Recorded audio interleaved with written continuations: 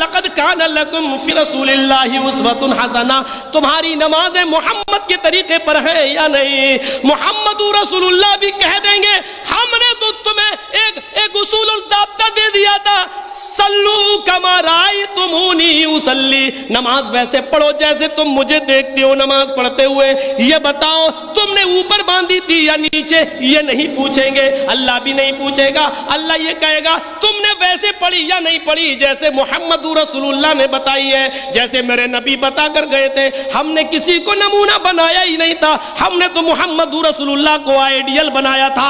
ہمیں نمازیں ویسی چاہیے جیسی محمد رسول اللہ صلی اللہ علیہ وسلم نے بتائیں۔ ہمیں کسی کمپنی کا ایک چشمہ بہت پسند آ گیا اور اس میں اسپرنگ لگا ہوا ہے۔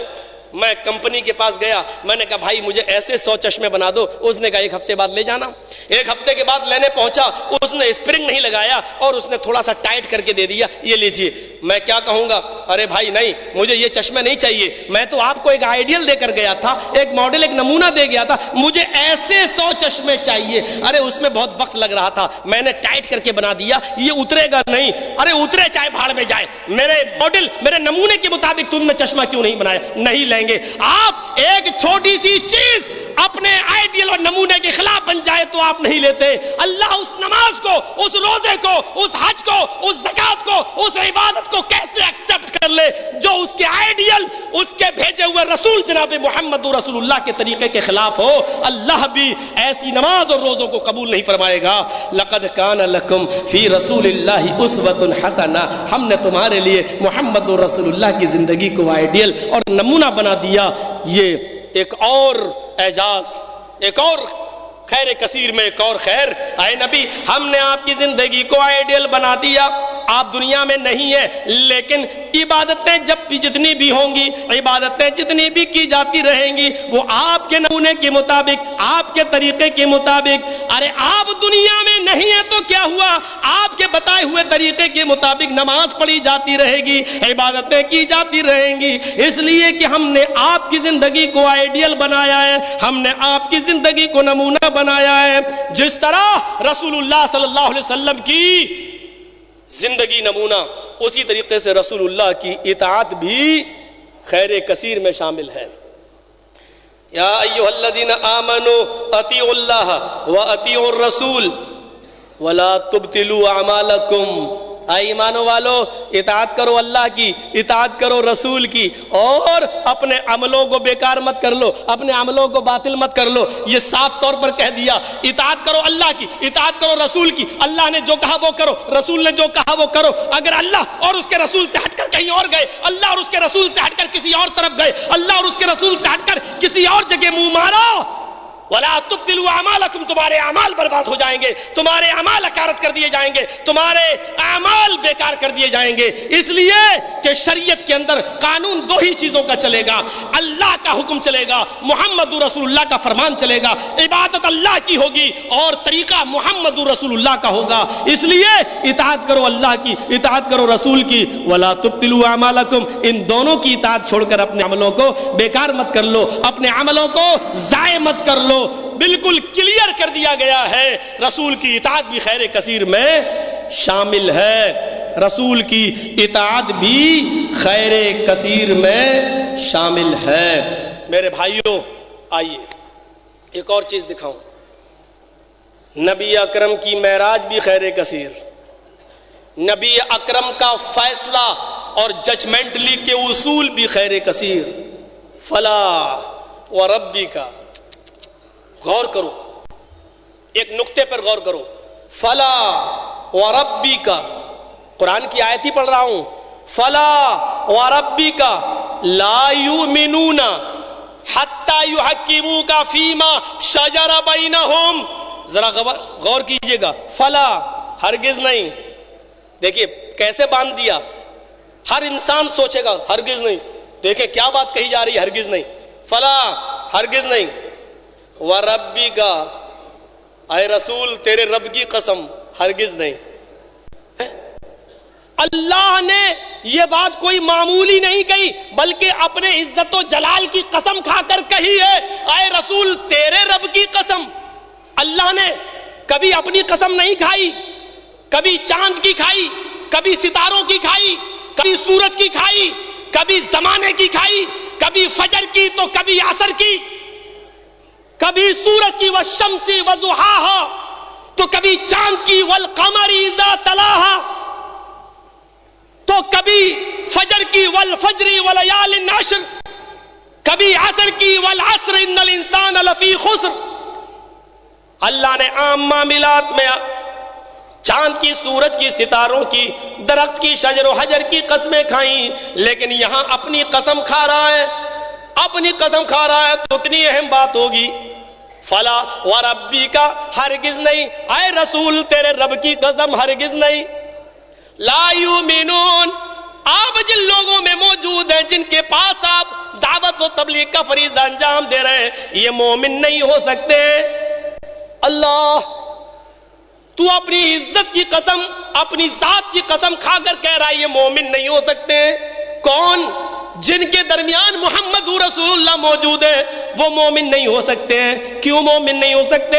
اللہ کہہ رہا ہے اے رسول تیرا معاملہ اتنا اونچا ہے، اے رسول تیرا معاملہ اتنا بلند ہے کہ تیرے اصول، تیرے معاملے کو میں نے اتنا اہم بنا دیا ہے کہ میں نے اپنی قسم کھائی، اپنی ذات کی، اپنے عزت و جلال کی، فلا وربک لا یؤمنون، اے رسول تیرے رب کی قسم یہ دنیا والے اس وقت تک مومن نہیں ہو سکتے ہیں، حتی یحکموک فیما شجر بینہم، جب تک کہ اپنے آپسی اختلافات میں، آپسی تنازعات میں، آپسی جھگڑے میں آپ کو حکم نہ مان لے، آپ کو جج نہ مان لے، آپ کو فیصل نہ مان لے، آپ کے پاس نہ جائیں اور آپ جو فیصلہ کر دیں فیما شجر بینہم، آپ جو فیصلہ کر دیں، ثم لا یجدوا فی انفسہم حرج، آپ کے فیصلہ جانے کے بعد، آپ کا فیصلہ جانے کے بعد پھر اپنے دل میں تنگی نہ لائیں، اپنے دل میں دشواری نہ لائیں،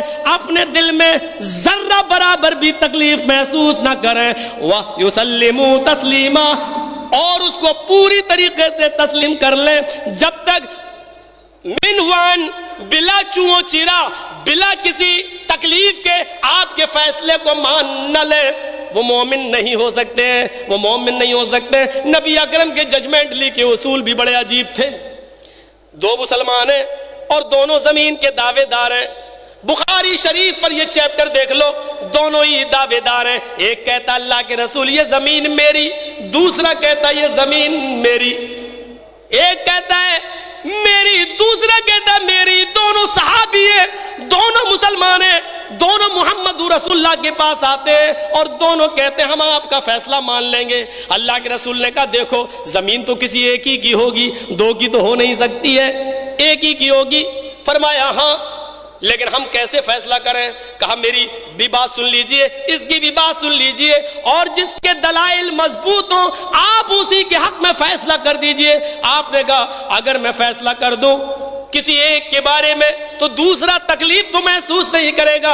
اے اللہ کے رسول یہ کیسے ہو سکتا ہے؟ قرآن تو کہہ رہا ہے آپ جو فیصلہ کر دیں بلا چوں چرا تسلیم نہ کر لیں وہ مومن نہیں ہو سکتا ہے، میں کیسے تکلیف محسوس کر سکتا ہوں؟ اللہ کے نبی نے کہا چلو تم اپنی بات کرو، اس سے کہا تم اپنی بات کرو، دونوں کی گفتگو سنی، ایک چرب زبان ہے، تڑا تڑ تڑا تڑ تڑا تڑ بولتا چلا جا رہا ہے، اور دوسرا بیچارہ اپنی بات صحیح طریقے سے نہیں کہہ پا رہا ہے، میں نے اس سے خریدی تھی پھر میرے فلاں فلاں، وہ دھیرے دھیرے بول رہا ہے۔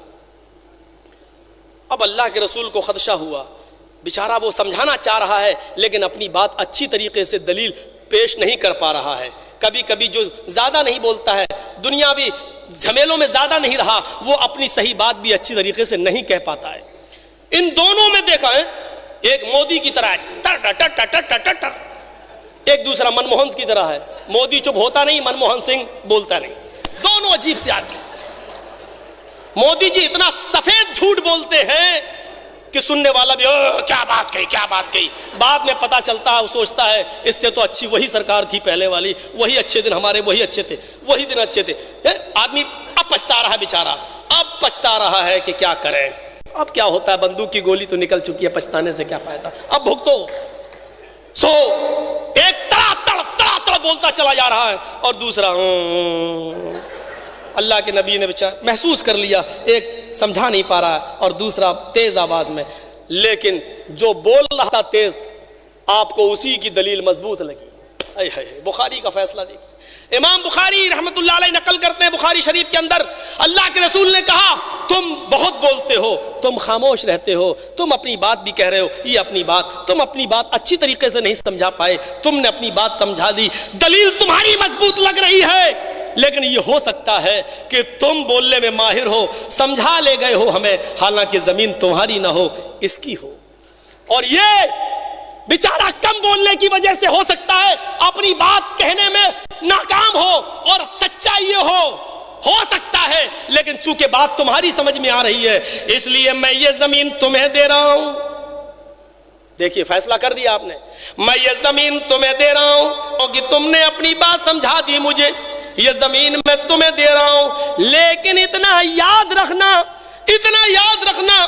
اگر میرا فیصلہ غلط ہے یہ تو تم اچھی طرح جانتے ہو, یہ زمین تمہاری ہے یا نہیں, میں نے تو باتیں سنی, میں نے تو دلیلیں سنی, اس بنیاد پر میں فیصلہ کر رہا ہوں, یہ زمین میں تمہیں دے رہا ہوں, لیکن حقیقت میں اگر یہ زمین تمہاری نہیں ہے اس کی ہے تو زیر فیصلے کے بعد یہ زمین تو تم لے لو گے, لیکن یہاں سے اٹھو تو یہ سوچ کے اٹھنا محمد نے تمہیں زمین نہیں, فَإِنَّمَا هِيَ قِطَعَةٌ مِّنَ النَّارِ, میں تمہیں جہنم کا ٹکڑا دے رہا ہوں, فَلْيَأْخُذْهَا فَلْيَتْرُكْهَا, چاہو تو اس کو چھوڑ دو یا اس کو لے جاؤ. جس کے حق میں فیصلہ کیا وہ اٹھا کہنے لگا اللہ کے رسول یہ زمین میری نہیں ہے, اسی کی ہے, اسی کو دے دو. وہاں سے وہ اٹھا کہتا ہے یہ جھوٹ بول رہا ہے, یہ زمین میری نہیں اسی کی ہے, اسی کو دے دو. میرے بھائیوں ایسا جج آج تک دنیا میں پیدا نہیں ہوا. یہ کون سا ججمنٹلی کا اصول ہے؟ ایک مسجد یا مندر کے جھگڑے کو 3 حصوں میں بانٹ دیا, ارے مسجد کی زمین ہے تو مسجد کو دو, مسجد کی زمین نہیں ہے مندر کی ہے تو مندر کو دو.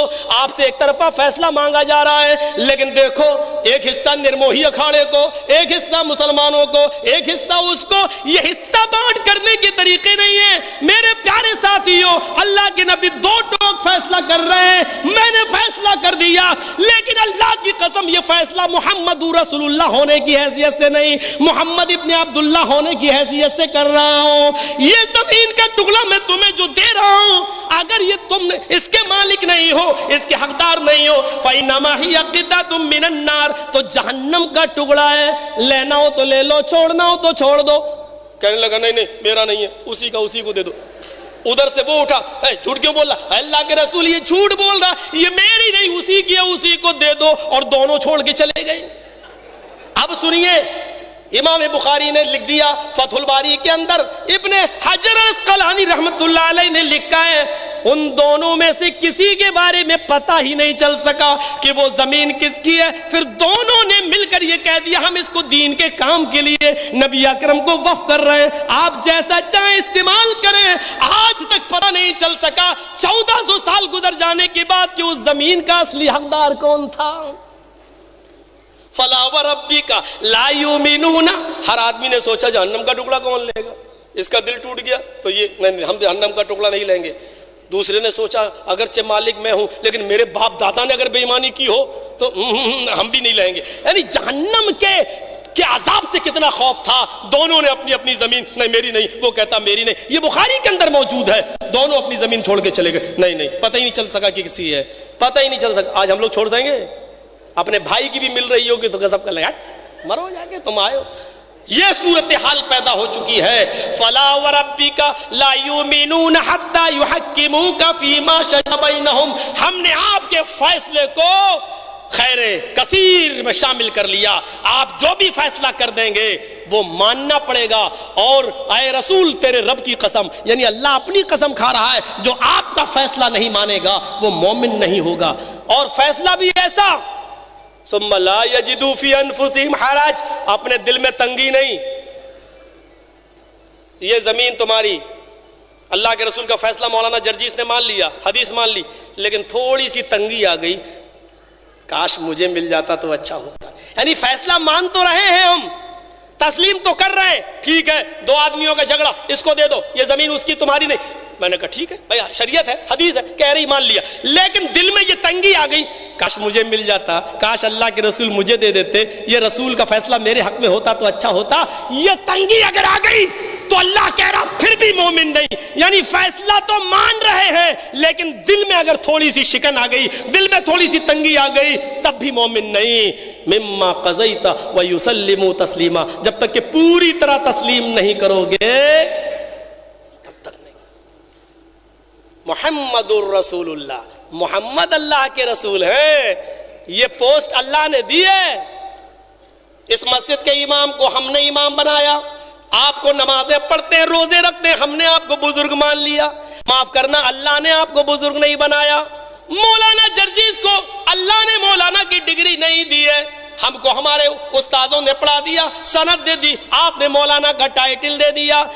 آپ جس کو بزرگ بنا رہے ہیں اس سے غلطی ہو سکتی ہے, آپ جس کو بزرگ کا ٹائٹل دے رہے ہیں دینے والا بھی غلط ہو سکتا ہے, جس کو آپ بزرگ بنا رہے ہیں اس بزرگ سے بھی غلطی ہو سکتی ہے. لیکن محمد کو بزرگ اللہ نے بنایا ہے, ہم نے اور آپ نے نہیں. محمد الرسول اللہ, نام محمد, عہدہ ہے رسول کا, پوسٹ ڈگری ہے رسول کی, اور یہ ڈگری کس نے دی؟ محمد اللہ کے رسول ہیں, اللہ کے رسول ہیں.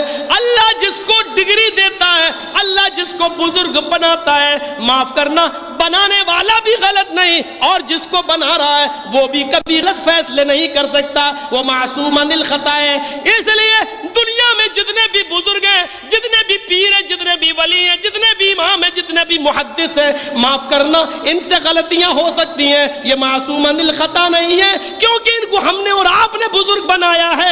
لیکن اللہ کے رسول کو اللہ نے بزرگ بنایا ہے. معصوم عن الخطا اگر کوئی ہے, اگر گناہوں سے اور خطاؤں اور غلطیوں سے پاک اور صاف کوئی ذات ہے تو وہ صرف جناب محمد رسول اللہ کی. اسی لیے اللہ نے خیر کثیر سے نوازتے ہوئے ایک اور اعزاز دے دیا, ما اتاکم الرسول فخذوہ وما نہاکم عنہ فانتہوا. کیا بہترین اعزاز دیا, میرا رسول جو دے وہ لے لو.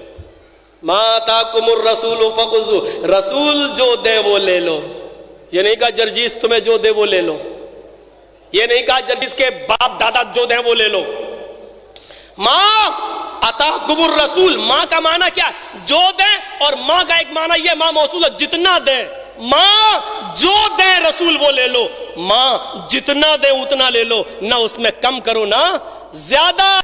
کم کرو گے تب بھی تنقیص, بڑھاؤ گے تب بھی زیادتی, اور رسول بڑھاؤ گے تو اس کا مطلب رسول نے معاملے کو پورا نہیں کیا ہے, اور کم کرو گے تو اس کا مطلب یہ ہے کہ رسول کی دی ہوئی شریعت میں تم نقص نکال رہے ہو. ماں جو دے وہ لے لو, اور ماں کا دوسرا معنی جتنا دے اتنا لے لو. وما نہاکم عنہ فانتہوا, اور جن کاموں سے روکیں اس سے رک جاؤ. جانتے ہو اللہ نے بالکل ڈنکے کی چوٹ پہ کہا جو دے وہ لے لو. کیوں؟ کیونکہ اللہ جانتا ہے ما ينطق عن الهوى ان هو الا وحی یوحى. اللہ نے اعلان کر دیا میرے رسول جو بھی بولتے وہ اپنے دل سے نہیں بولتے, اپنی خواہش سے نہیں بولتے, اپنی مرضی سے نہیں بولتے. ان هو الا وحی یوحى, ان کو جبریل بتاتے ہیں, جب تک جبریل نہ بتا دے تب تک نبی نہیں بولتے, اور جبریل کو اللہ بتاتا ہے, جب تک اللہ نہ بتائے جبریل نہیں بتاتے ہیں. یعنی محمد رسول اللہ اپنی مرضی سے نہیں بولتے ہیں, اپنی مرضی سے نہیں کچھ کہتے ہیں. ان کا اٹھنا بیٹھنا بولنا سونا جاگنا سب رب کی مرضی پر منحصر ہے. یعنی نبی جب بولتا ہے تو وہ قانون بن جاتا ہے, نبی جب چلتا ہے تو شریعت چلتی ہے, رسول جہاں رک جاتا ہے قانون وہاں رک جاتا ہے. فرمایا ما ينطق عن الهوى, اتنا بڑا خیر, اتنی بڑی خیر کثیر سے نوازا, رسول کی بات آنکھ بند کر کے لے لو, کیونکہ رسول اپنی مرضی سے کچھ دیتا ہی نہیں ہے, وہ جو کچھ بھی دیتا ہے اس پر میری مہر ہوتی ہے, یعنی وہ میرے حکم کے بعد. اسی لیے حضرت عائشہ فخر کیا کرتی تھی. کسی نے پوچھا تھا عائشہ سارے بچے خدیجہ سے پیدا ہیں, خدیجہ کا مقام زیادہ بلند ہے یا عائشہ تمہارا؟ تو حضرت عائشہ نے جھٹ سے کہا میرا. کچھ نہیں سوچا, ڈر میرا. کیوں؟ اللہ کے رسول نے خدیجہ سے کتنا پیار کیا تمہیں معلوم ہے. گوشت کی بوٹی اٹھاتے ہیں, بقرعید کے دن, قربانی کے دن تو آنکھوں میں آنسو آ گئے. پوچھا کیوں رو رہے ہو؟ جواب دیا آج میری بیوی خدیجہ زندہ ہوتی تو وہ بھی میرے ساتھ بیٹھ کے کھانا کھاتی. عائشہ خدیجہ کی سہیلیوں کو تلاش کرو, یہ گوشت پہلے خدیجہ کی سہیلیوں کو پہنچا دو, جب تک ان کو نہیں پہنچ جائے گا میں نہیں کھاؤں گا. تصور کرو, خدیجہ سے 6 بچے پیدا ہوئے. حضرت عائشہ نے بھی کہا مجھے سب سے زیادہ رشک خدیجہ کی اوپر ہوتا ہے. ایک دن میں نے کہہ بھی دیا ہم خوبصورت بھی ہیں اور جوان بھی ہیں, آپ اس بوڑھی عورت کو یاد کرتے رہتے. تو اللہ کے نبی نے گرجدار آواز میں کہا عائشہ زبان کو لگام دو, تم خدیجہ کے بارے میں کیا بول رہی ہو؟ ساری دنیا جب میری تکذیب کر رہی تھی, مجھے جھٹلا رہی تھی, اکیلے خدیجہ میری تصدیق کر رہی تھی. ساری دنیا محمد کا رسول ہونے کا انکار کر رہی تھی, اکیلے خدیجہ اشہد ان محمد رسول اللہ پڑھ رہی تھی. اکیلی خدیجہ میری تصدیق کر رہی تھی. عائشہ جب چاروں طرف سے محمد کو پتھر پڑ رہے تھے اور سر پھٹ رہا تھا, خون گر رہا تھا, ایک بھی شخص نہیں تھا مجھے سنبھالنے والا, اکیلے خدیجہ اپنا دامن پھاڑ رہی تھی, اپنی اوڑھنی پھاڑ رہی تھی اور میرے سر کو اپنے ران پر رکھ کر میرے زخمی سر کو صاف کر رہی تھی, مرہم لگا رہی تھی. عائشہ اپنی زبان کو لگام دو, خدیجہ کے بارے میں ایسا مت بولو. لیکن جب مقام و مرتبے کی بات آئی تو کہنے لگی میرا مقام اونچا ہے. کہا کیوں؟ دلیل کیا ہے؟ اس زمانے میں بھی لوگ دلیل مانگا کرتے تھے, آنکھ بند کر کے بات نہیں مانی. حضرت عائشہ دلیل دیتی ہے, آئے لوگوں خدیجہ سے شادی نبی کی 25 سال کی عمر میں ہوئی, خدیجہ کی عمر 40 سال تھی, اور میرا نکاح محمد رسول اللہ سے 51 سال کی عمر میں ہوا ہے.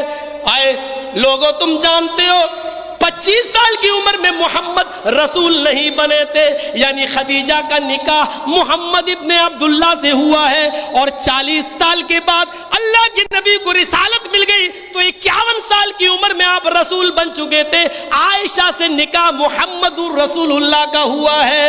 اے لوگوں خدیجہ سے نکاح آپ نے اپنی مرضی سے کیا, لیکن رسول بننے کے بعد آپ نے کوئی کام اپنی مرضی سے نہیں کیا, اللہ کے حکم سے کیا ہے. یعنی میں محمد رسول اللہ کی بیوی ہوں, یعنی خدیجہ سے نکاح ابن عبداللہ نے کیا اور عائشہ سے نکاح محمد رسول اللہ نے کیا. خدیجہ سے نکاح محمد نے اپنی مرضی سے کیا اور عائشہ سے نکاح اللہ کی مرضی سے ہوا ہے, اس لیے میرا مقام خدیجہ سے اونچا ہے. یہ دلیل وہ دیا کرتی تھی. غور کرو میرے بھائیو, یہ مقام ہے. فرمایا ما ينطق عن الهوى, میرے نبی اپنی طرف سے کچھ کہتے ہی نہیں ہیں, وہ جو کچھ بھی کہتے ہیں وحی الہی کے بعد کہتے ہیں, وحی الہی کے بعد.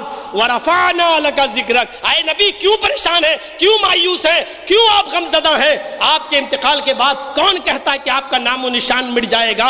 اے محمد صلی اللہ علیہ وسلم میرے حبیب, آپ کا نام تو باقی رہے گا. ہم نے آپ کو اتنی خوبی اور بھلائیوں سے نوازا ہے. ذرا تصور کرو, معراج ہو رہی ہے, ام ہانی کے مکان سے باہر نکلے, مقام بطھائے باہر برا کھڑی ہوئی ہے, اللہ کے نبی کو اس کے اوپر سوار کیا جا رہا ہے.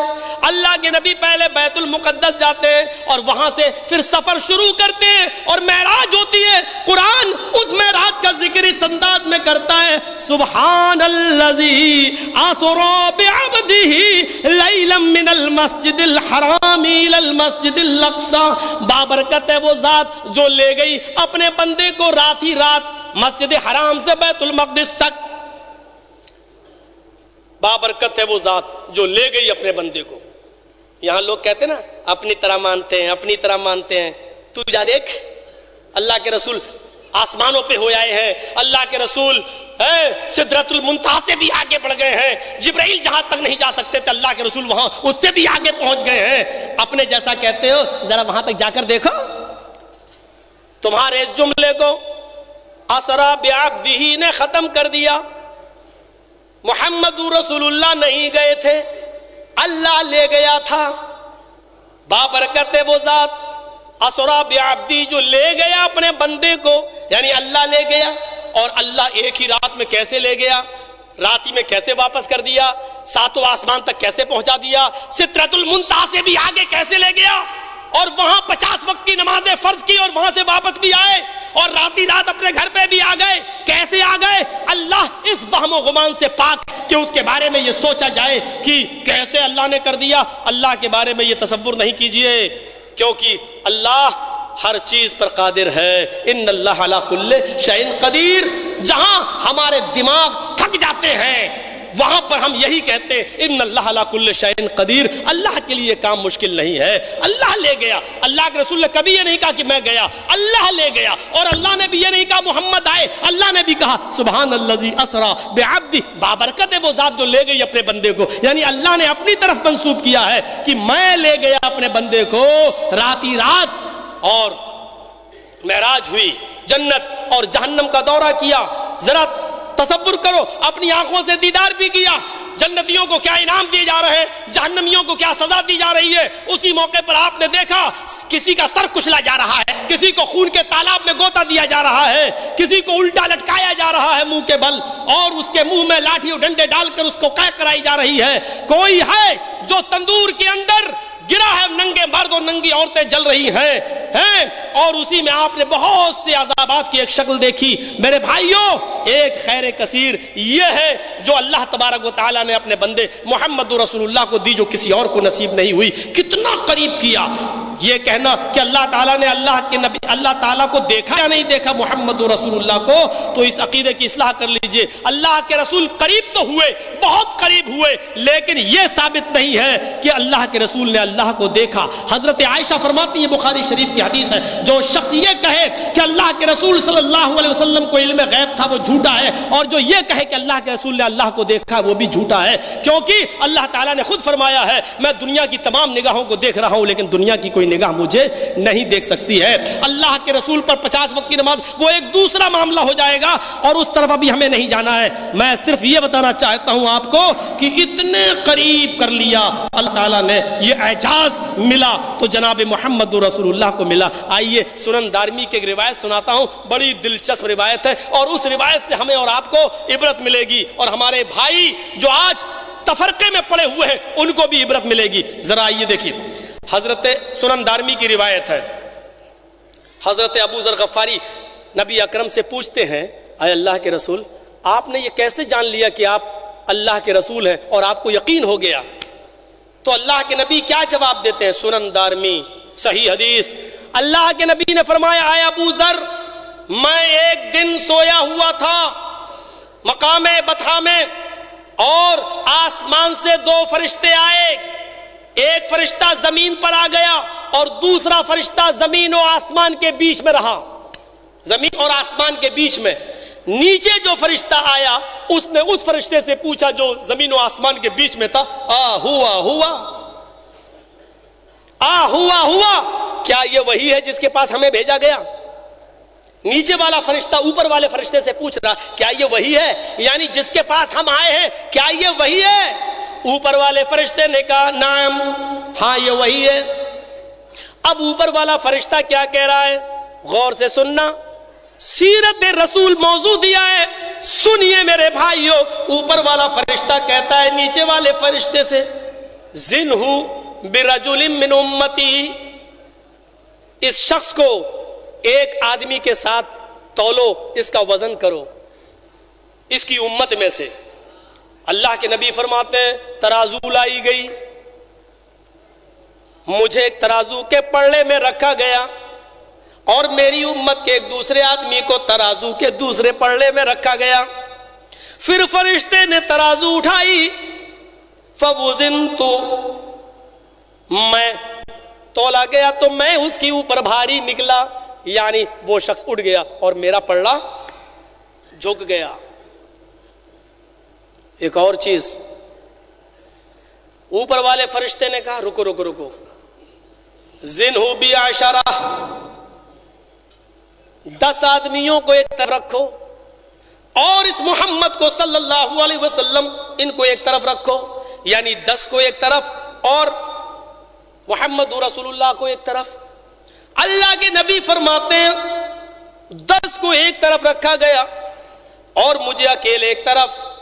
فوزنت بہم فرجعتہم، پھر ترازو اٹھائی گئی تو 10 کا پلڑا اٹھ گیا اور میں ان 10 آدمیوں سے زیادہ بھاری ہو گیا.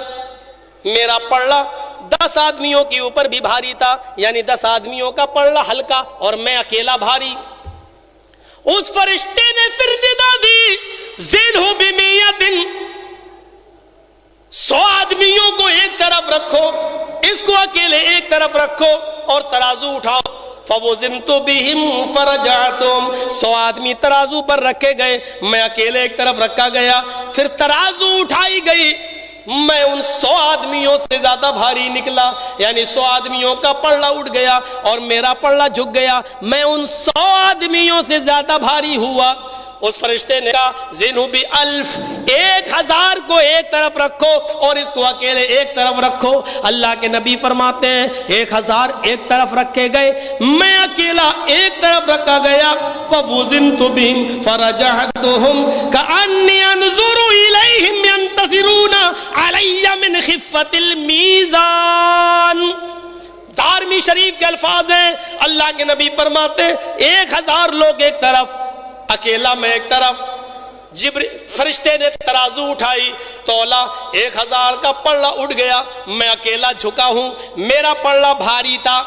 اللہ کے نبی نقشہ کھینچتے کأنی انظر الیہم، 1000 لوگ ترازو کے اوپر اتنے ہلکے ہوئے، اتنے ہلکے تھے، جب مجھے 1000 کے مقابلے رکھا گیا گویا کہ میں انہیں دیکھ رہا ہوں، گویا کہ میں انہیں دیکھ رہا ہوں. من خفت ینتصرون الی من خفت المیزان، بکھرے جا رہے ہیں. جیسے ترازو کے اوپر کوئی ہلکی چیز رکھی ہو اور دوسرے پلڑے پہ ایک بھاری چیز ایسے رکھ دو تو ترازو ایک دم جب بیٹھے گی نیچے تو وہ ہلکا پلڑا ایک دم اٹھ جائے گا اور جھٹک جائے گا، جو چیز ترازو پہ ہوگی وہ بکھر جائے گی. اللہ کے نبی فرماتے ہیں جب مجھے رکھا گیا 1000 کے مقابلے میں گویا کہ میں دیکھ رہا ہوں کہ 1000 کا پلڑا ایسے بکھرا، ینتصرون علی من خفت المیزان، ترازو اتنی ہلکی تھی کہ وہ ادھر ادھر بکھر رہے تھے، ادھر ادھر بکھر گئے.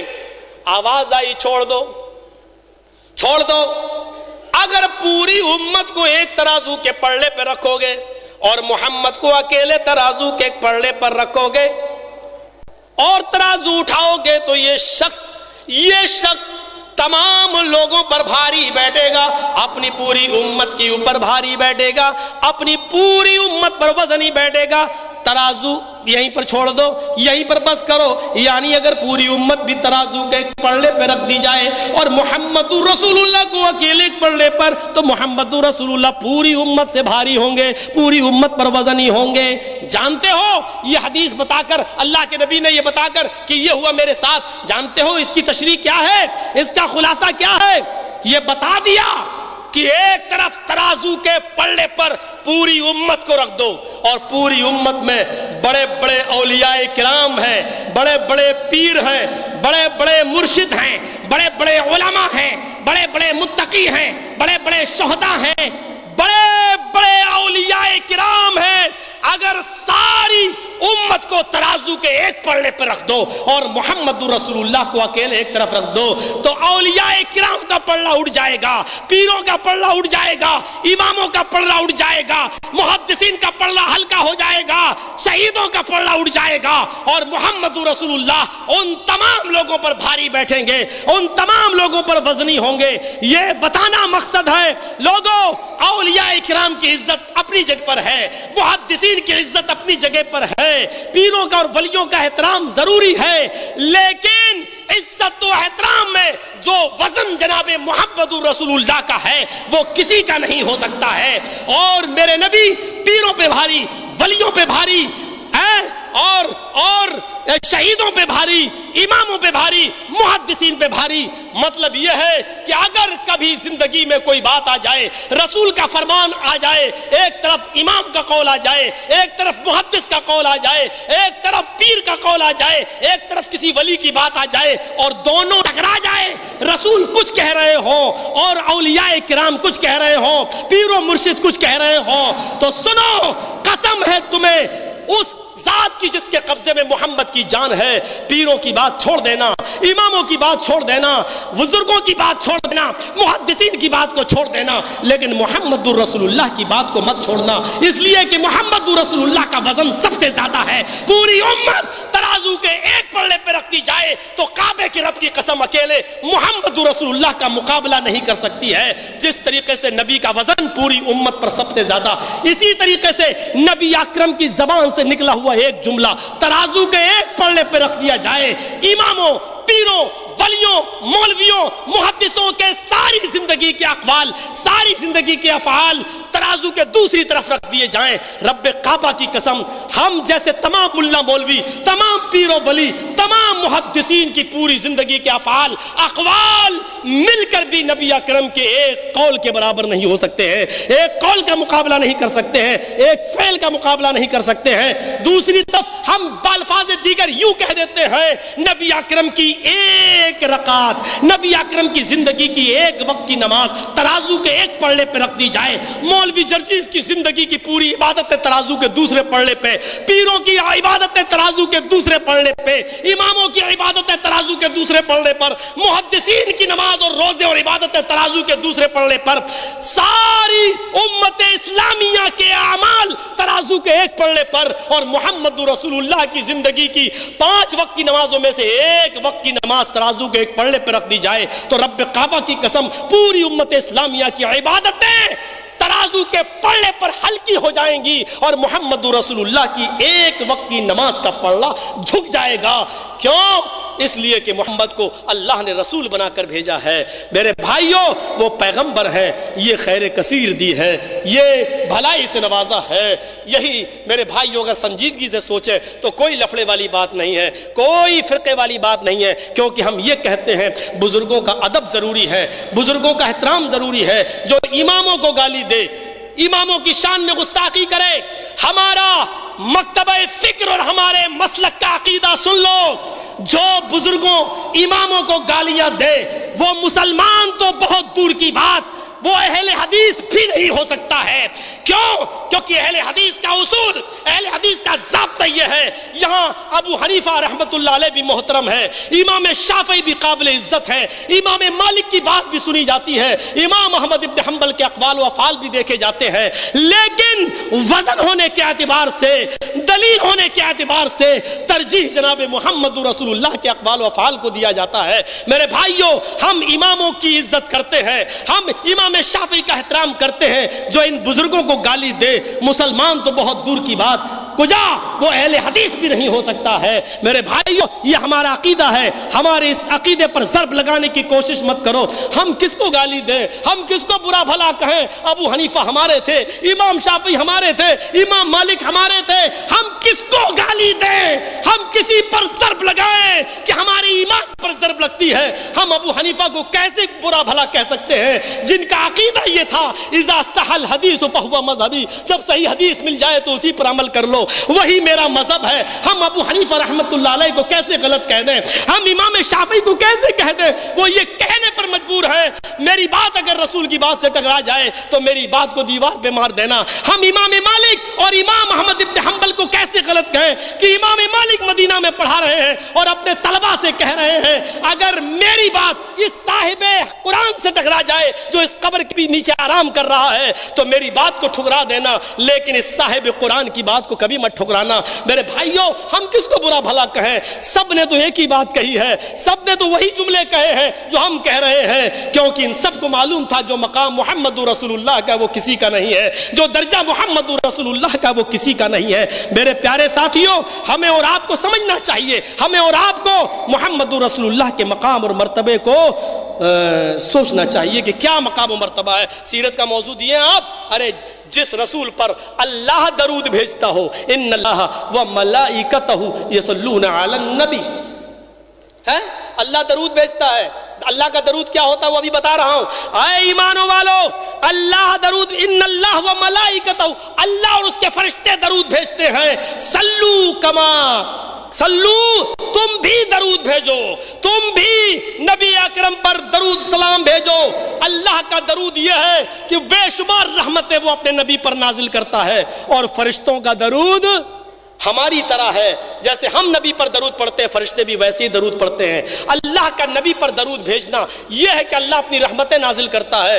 جب اللہ نے یہ حکم دیا یا ایھا الذین آمنوا صلوا علیہ وسلموا تسلیما، تم بھی ہمارے نبی پر سلام بھیجو اور درود پڑھو، اللہ کے رسول نے اس کی تعلیم دے دی، اور نماز کے اندر، قعدے کے اندر، اتحیات کے اندر سلام و درود دونوں چیزیں بتا دی۔ السلام علیک ایھا النبی ورحمۃ اللہ وبرکاتہ، اور درود بھی بتا دیا اللہم صلی علی محمد اللہم بارک علی محمد۔ جس نبی پر اللہ درود بھیجتا ہو، اللہ رحمتیں بھیجتا ہو، اللہ رحمتیں نازل کر رہا ہو، ذرا تصور کرو اس رسول کا مقام کیا ہوگا، اس رسول کی عزت اور احترام کتنی زیادہ ہونی چاہیے ہماری اور آپ کی نظر میں۔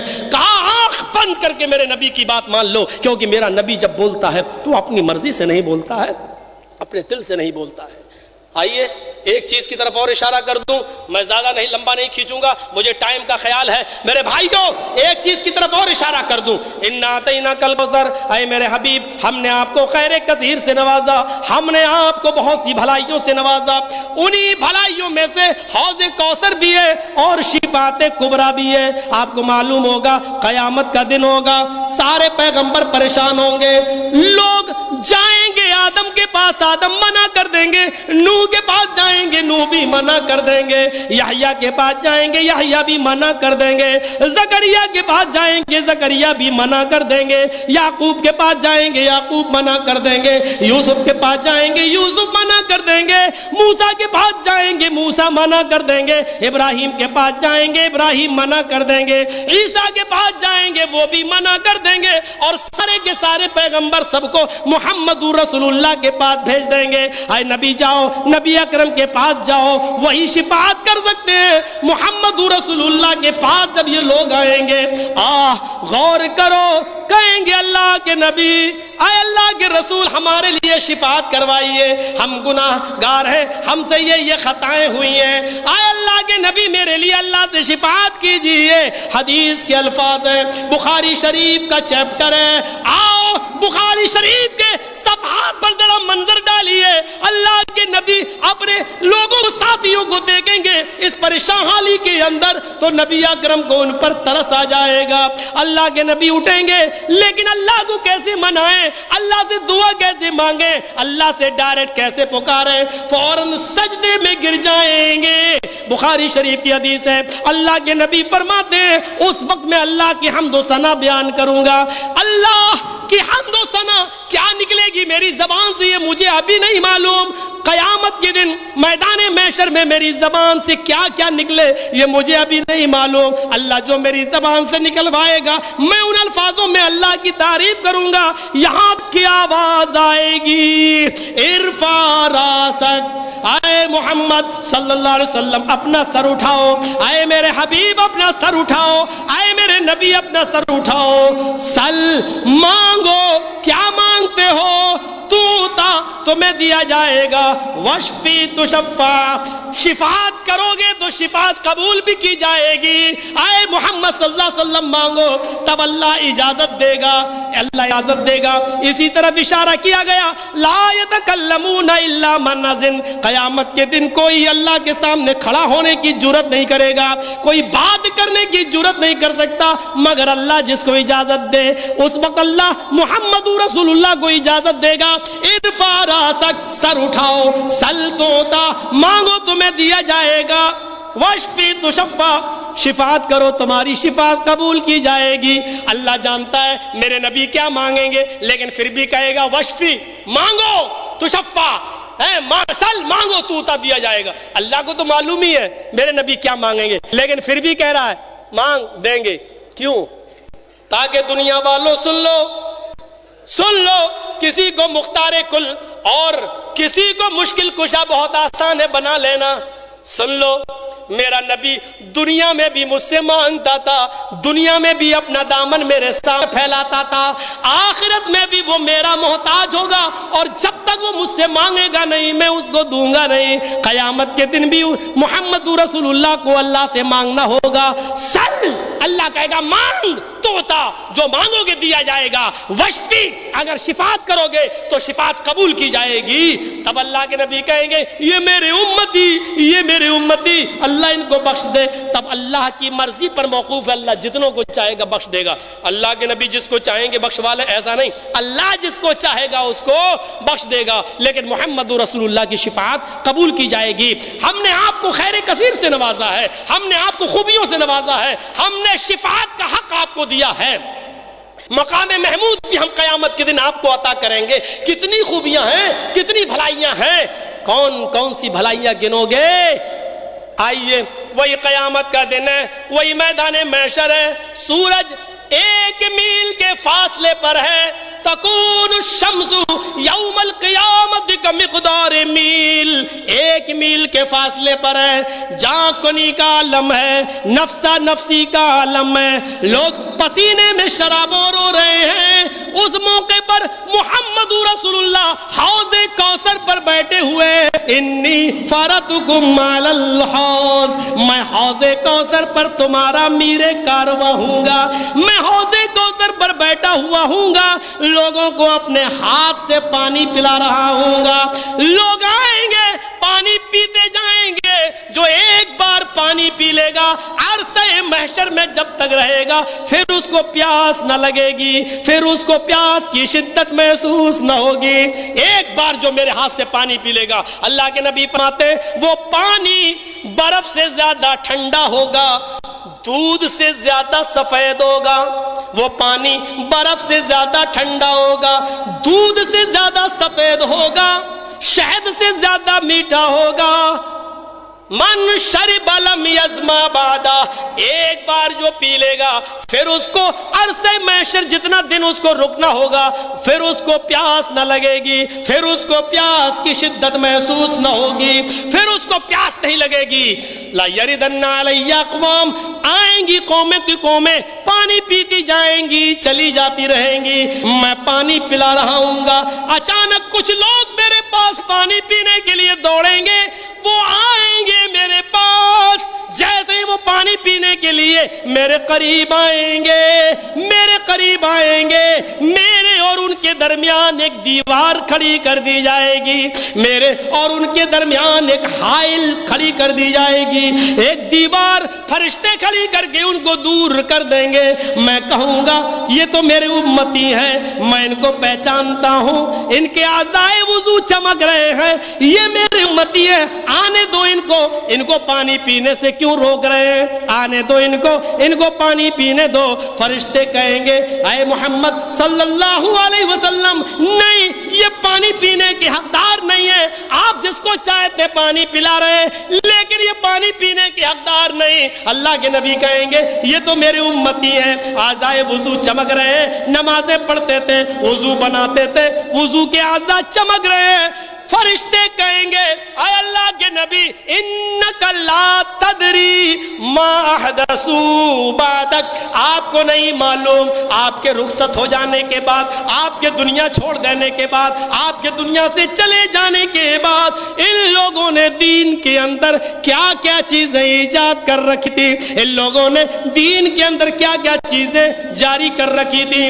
جو دین آپ دے کر نہیں آئے تھے، انہوں نے دین کا نام لے کر بہت سی چیزوں کو ایجاد کر لیا تھا، انہوں نے آپ کے دین کو بدل دیا تھا، آپ کے دین کو انہوں نے چینج کر دیا تھا۔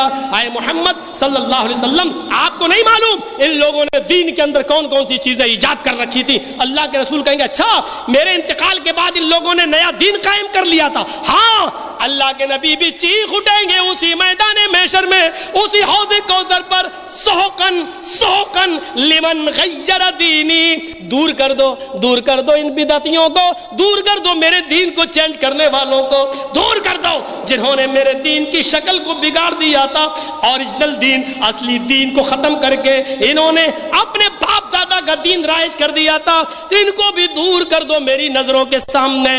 حوض کوثر کے ذریعے اللہ کے نبی اپنی امتیوں کو پانی پلائیں گے۔ حوض کوثر پر پانی پلانا، حوض کوثر کا عطا کرنا، یہ بھی خیر کثیر ہے، لیکن اس حوض کوثر سے بدعتی محروم رہیں گے۔ ہم نے بدعت کو سمجھا نہیں ہے کہ بدعت کیا ہے، ہم جہاں چاہتے ہیں اپنے بیٹوں کی شادی کر دیتے ہیں, جہاں چاہتے ہیں اپنی بیٹیوں کی شادی کر دیتے ہیں. ہمیں تصور کرنا چاہیے, تصور کرنا چاہیے. ایک تابعی اپنا واقعہ بیان کرتے ہیں, 25 سال سے وہ توبہ کرتے ہیں, 25 سال سے دعا مانگ رہے ہیں, ہر نماز کے بعد کبھی ہاتھ اٹھا کر رو رو کر دعا مانگتے ہیں. ان سے کچھ لوگ کہنے لگے آپ اتنے بڑے بزرگ ہیں, اتنے نیک آدمی ہیں, اور نماز کے بعد میں دیکھتا ہوں آپ دعا مانگتے ہیں, روتے ہیں. آپ کو میں 25 سال 20 سال سے دیکھ رہا ہوں, آپ آنسو بہاتے ہیں. ٹھیک ہے, رونا چاہیے, گڑ گڑانا چاہیے, اللہ سے توبہ اور استغفار کرنا چاہیے, لیکن وجہ کیا ہے؟ شاید آپ سے کوئی بہت بڑا جرم ہوا ہے. کہنے لگے ہاں ایک خطا ہو گئی تھی, ایک غلطی ہو گئی تھی 25 سال پہلے, جس کی توبہ کرتے کرتے مجھے 25 سالیں ہو گئی, پتہ نہیں اللہ نے میری توبہ قبول کی ہوگی یا نہیں. لوگوں نے کہا وہ گناہ کیا ہے؟ کہنے لگے جانے دو, میں بتانا نہیں چاہتا. پھر کسی وقت گھیر لیا, ارے بتاؤ تو صحیح, ہم آپ کے ہمدرد ہیں. کہنے لگے رہنے دو, پتہ نہیں اللہ نے میری توبہ قبول کی ہوگی یا نہیں. لوگوں نے مجبور کیا. وہ بزرگ کہنے لگے, وہ تابعی کہنے لگے, لوگوں آج سے 25 سال پہلے میں نے ایک بدعتی سے سلام کر لیا تھا. کیا گناہ تھا؟ آج سے 25 سال پہلے میں نے ایک بدعتی سے سلام کر لیا تھا. اور اللہ کے نبی کا فرمان ہے, اللہ کی لعنت ہو شخص پر جو بدعتی کو پناہ دے, اپنے گھر میں ٹھہرائے, بدعتی کو سلام کرے, اللہ کی لعنت ہو اس پر. میں نے ایک بدعتی سے سلام کر لیا تھا, 25 سال سے میں توبہ کر رہا ہوں, پتہ نہیں اللہ نے میری توبہ قبول کی ہوگی یا نہیں. یہ اس بزرگ تابعی کا حال ہے جس نے 25 سال پہلے ایک بدعتی سے سلام کر لیا تو اس کی توبہ کا یہ حال ہے. ہم تو اپنی بیٹیاں بدعتیوں میں دے رہے ہیں, ہم تو اپنے بیٹے بدعتیوں میں دے رہے ہیں, ہم تو اپنے کاروبار و بزنس بدعتیوں کے ساتھ کر رہے ہیں. کوئی آدمی میرے اوپر الزام نہ لگائے, بدعت سب میں بری ہے, ہم نے کسی کا نام نہیں لیا ہے. میرے پیارے ساتھیوں, بدعت کو پہچاننے کی کوشش کرو کہ بدعت کیا ہے, بدعت کی حقیقت کیا ہے, پہچاننے کی کوشش کرو اور دور کرو اپنے معاشرے سے اور اپنی سوسائٹی سے اس بدعت کو. بدعتیوں 25 سال ہم کیا کر رہے ہیں, ہمارا معاشرہ اور ہماری سوسائٹی کیا ہے. آئیے ذرا بھاگوت پران کے ایک منتر کے بعد اپنی تقریر کو میں ختم کر دوں گا, لیکن یہ بڑا پیارا منتر ہے. شریمد بھاگوت مہان پران اسکند 12 ادھیائے 2 اور منتر نمبر 19. اشوما وچرن نہ شنا چھوڑیاں, وچرن نہ شنا چھوڑیاں, ہائی نہ پرتی مگوتی نر پلنگچ دو دسیون کوٹیشونی ہنشیتی اتتے شام بھوشنتی مناسی وشدانے وے باسو دیو انگراگتی پنی گندھا دلس پرشاما اشوما شگما روحا دیو دت جگت پتی آسینا سادود منم شٹیشور ریا گلن بیتا. 19 20 21 مجھے 19ویں منتر سے تھوڑا سا مطلب ہے. وچرن نہ شنا یہ خیر کثیر ہے. انتم رشی کل کی اوتار اتنا خوبصورت ہوگا, وچرن نہ شنا, اس کی سندرتا تمہارے وچاروں میں نہیں آئے گی, تمہارے مستشک میں, تمہارے دماغ میں نہیں آئے گی. وچرن نہ شنا چھوڑے ہائنا, اتنا سندر اتنا خوبصورت ہوگا کہ کوئی صحیح سے اس کی مثال نہیں دے سکتا ہے, اپما نہیں دے سکتا مثال. حقیقت میں اللہ کے رسول اتنے خوبصورت ہیں کہ کوئی صحیح سے مثال ہی نہیں دے سکا. حدیث کی ساری کتابیں پڑھ جائیے, کوئی کہتا ہے چاند کی طرح چمکتے تھے, کوئی کہتا ہے سورج کی طرح چمکتے تھے, کوئی کہتا ہے چراغ کی طرح روشن تھے, کوئی کہتا تھا اجالا ہو جایا کرتا تھا, کوئی مثال چاند سے دیتا, کوئی سورج سے, کوئی صحیح ایک مثال پیش نہیں کر سکا.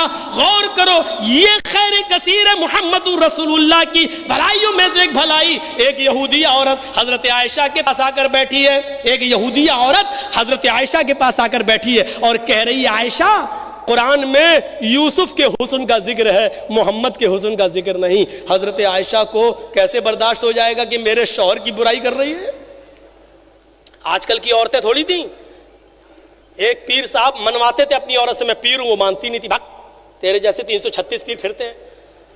ایک بار اس کی بیوی نے کہا آج میں نے ایک پیر کو دیکھا ہوا میں اڑ رہے تھے, مصلی بچھا کے نماز پڑھ رہے تھے, وہ پیر تھا بنے پھرتے ہو تم. شوہر نے کہا اچھا تم نے دیکھا اس کو؟ ہاں تو دیکھا, ہاں ارے وہ میں ہی تو تھا. بیوی بولی ہاں مجھے لگا تم تھے. کہا کیوں؟ کہا ٹیڑھے ٹیڑھے اڑ رہے تھے. پھر بھی کمی نکال دی, پھر بھی کمی نکال دی. یہ آج کل کی عورتیں جو شوہر کو اپنے معیار پہ پورا نہیں پاتی ہیں. حضرت عائشہ کیسے برداشت کر لیں؟ کہنے لگی کیا ہوا؟ کہا عائشہ برا مت مانو, قرآن تمہارے نبی پر اترا، لیکن قرآن نے محمد رسول اللہ کی خوبصورتی کا ذکر نہیں کیا اور یوسف کی خوبصورتی کا ذکر کیا، ہمارے نبی کی خوبصورتی کا ذکر کیا۔ حضرت عائشہ نے کہا کیا خوبصورتی کا ذکر کیا؟ یہودیہ کہنے لگی تمہارے قرآن میں آیا بادشاہ مصر کی بیوی نے جب یوسف پر بری نظر ڈالی اور ان سے زنا کرنا چاہا اور ان کو اپنے اوپر مائل کیا، یوسف بچے رہے، اور جب چرچے عام ہو گئے اور عورتوں نے برائیاں کر دی، بادشاہ کی بیوی ایک غلام کو دل دے بیٹھی، تو اس نے یوسف کو ان عورتوں کے سامنے سے نکال دیا، ساری عورتوں کو اپنے محل میں بٹھایا اور سب کو پھل دے دیے اور سب کے سامنے ایک ایک چھری رکھ دی اور کہا ان پھلوں کو کاٹو۔ جب مصر کی عورتیں پھل کاٹنے لگی، اسی وقت کہہ دیا یوسف ان عورتوں کے سامنے سے گزر جاؤ۔ یوسف علیہ السلام ان عورتوں کے سامنے سے گزرتے ہیں، ان عورتوں نے یوسف کو دیکھا تو پھلوں کے بجائے انگلیاں کاٹ ڈالی۔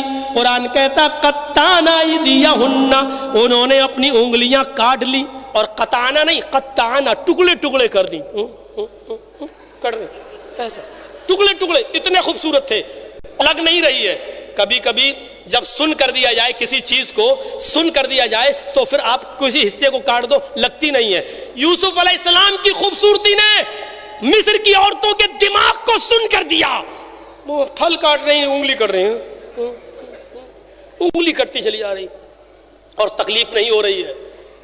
دیکھا کتنے خوبصورت تھے، مصر کی عورتوں نے انگلیاں کاٹ ڈالی۔ تمہارا قرآن کہتا قطعنا ایدیہن، انگلیاں کاٹ ڈالی۔ حضرت عائشہ نے فرمایا اپنے شوہر کی برائی کیسے برداشت کر لیں، تنقیص کیسے گوارا کر لیں؟ چیخ اٹھی اے یہودیہ، اچھا ہوا مصر کی عورتوں نے یوسف کو دیکھا، محمد رسول اللہ کو نہیں دیکھا۔ اچھا ہوا مصر والیوں نے یوسف کو دیکھا، میرے نبی کو نہیں دیکھا۔ یہودیہ چیخ اٹھی، اگر تمہارے نبی کو دیکھ لیتے تو کیا ہوتا؟ اگر وہ تمہارے نبی کو دیکھ لیتی تو کیا ہوتا؟ مولانا ابوالکلام آزاد جیسی شخصیت نقل کر رہی ہے، علامہ شبلی نعمانی الفاروق میں نقل کر رہے ہیں، غور کیجئے۔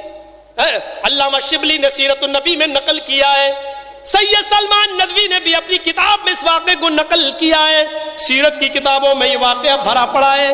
حضرت عائشہ نے کہا اچھا ہوا مصر والیوں نے یوسف کو دیکھا، محمد رسول اللہ کو نہیں دیکھا۔ یہ کیا بات رہی؟ یہودیہ کہتی اگر محمد کو دیکھ لیتی تو کیا ہوتا؟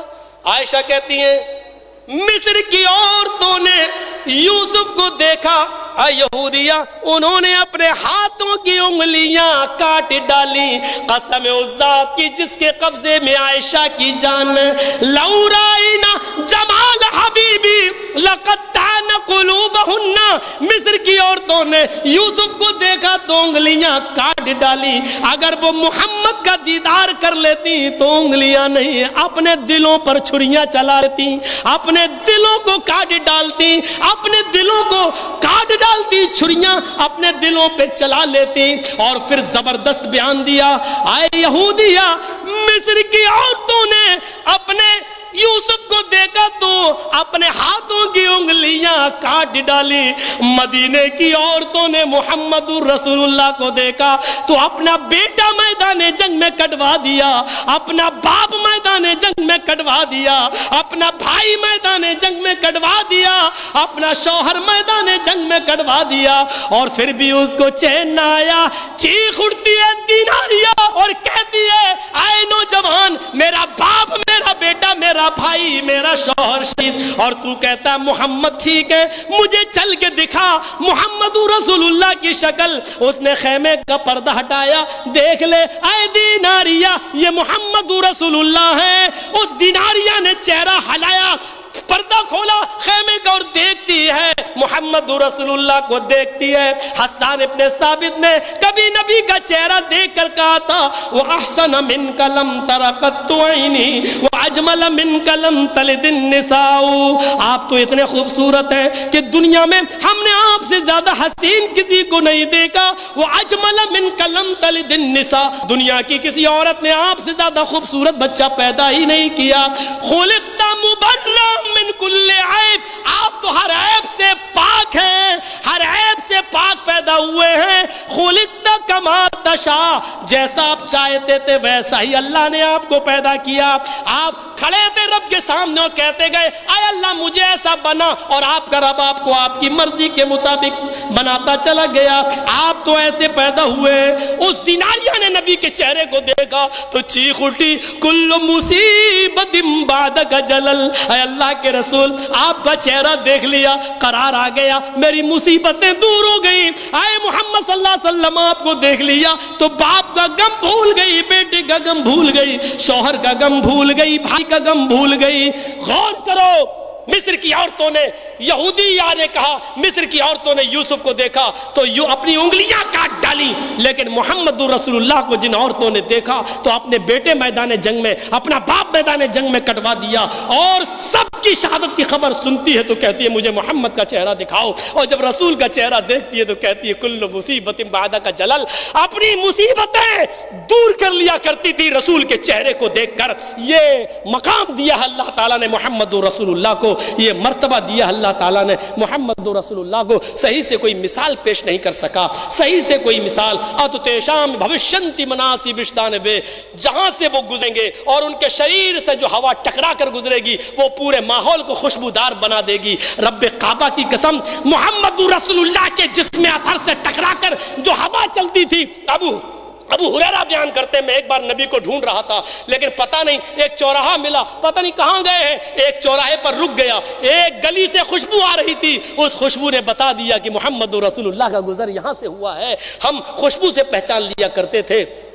یہ ہے نبی کا مقام, یہ ہے نبی کا مرتبہ. زیادہ وقت لینا مناسب نہیں ہے. ہمیں بھی بہت سی چیزیں سوچنا پڑتی ہیں اور غور کرنا پڑتا ہے.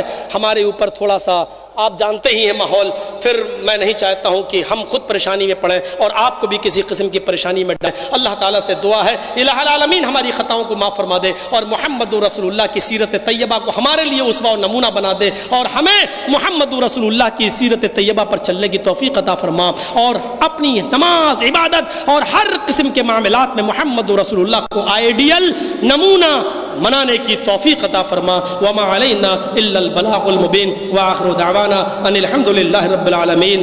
السلام علیکم ورحمۃ اللہ وبرکاتہ. شکریہ کے کلمات تو سن لو, اس کے بعد جاؤ کھانا کھا لیا, پانی پیا ہی نہیں آپ لوگ.